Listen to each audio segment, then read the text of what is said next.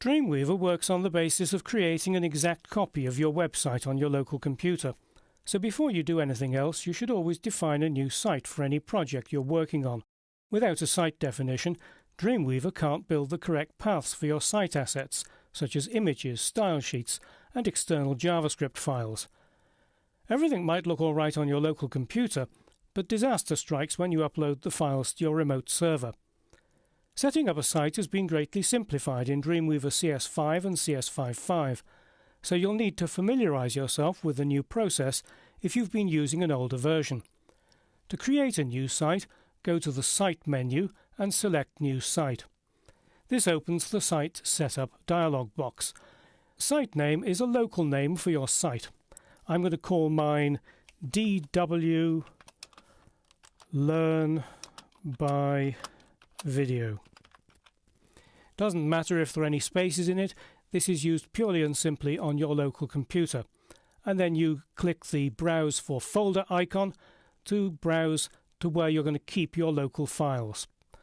Mine are going to be kept in a folder called Video to Brain, so I'll click that and choose Select. And that's all there is to it. Just save. Dreamweaver builds a site cache, and there all your files are kept in your local site. Now this is obviously enough just for working locally, but the time comes when you want to upload your site to your remote server. So to edit an existing site definition, go to Site, Manage Sites, select the name of the site. You may have quite a few sites in here, and click Edit. And for the servers, select Servers from this list on the left. To add a server, click the plus icon at the bottom. Now there are several ways in which you can connect to a remote server. The most common is FTP, File Transfer Protocol.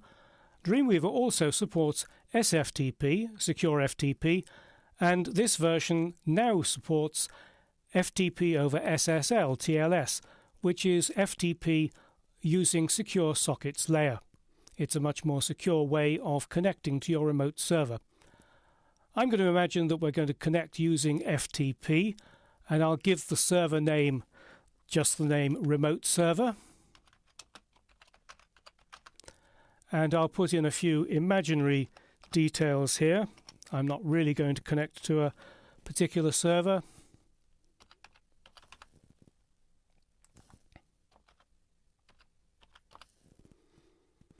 Normally what you would do is you'd test your server connection by clicking this button here, and if everything's okay, you'll get a message saying that it's fine.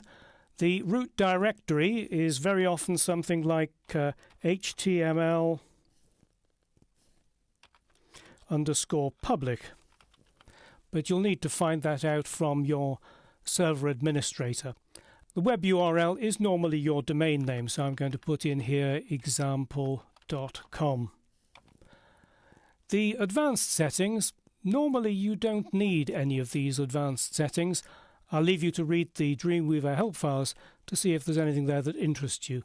Then just click Save. And you see that it's set up my remote server. It's given me the IP address of my remote server, connecting by FTP, and it's checked the remote checkbox. You can add as many servers as you like in here, including testing servers, but you can only connect to one remote server and one testing server at a time.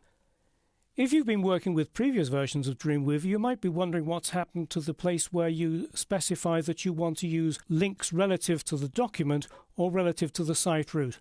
That's now here in Advanced Settings under Local Info. The default setting is to have links relative to the document, but if you want to have links relative to the site route, select this radio button here. I'm going to leave it at links relative to document, and then just click Save. And because you've made changes, Dreamweaver updates the cache for your local site. Just click OK. And when you've finished, click Done. If you're not sure about the difference between links relative to the document and links relative to the site route, let me show you a couple of files which will demonstrate the difference.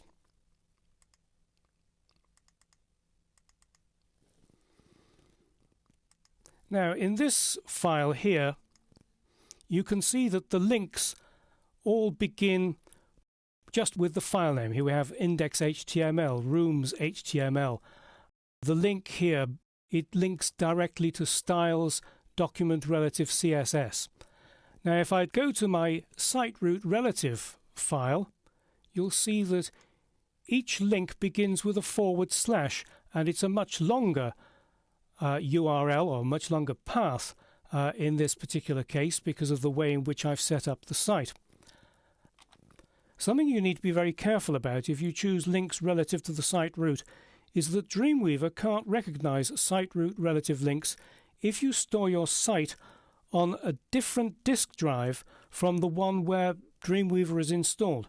Now in the case of Windows, this is always on the C disk drive. In the case of Mac OS X, it's the same drive where your applications folder is.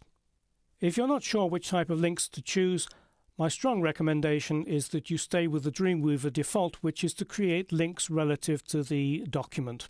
It's much more common and it's a lot easier to set up within Dreamweaver.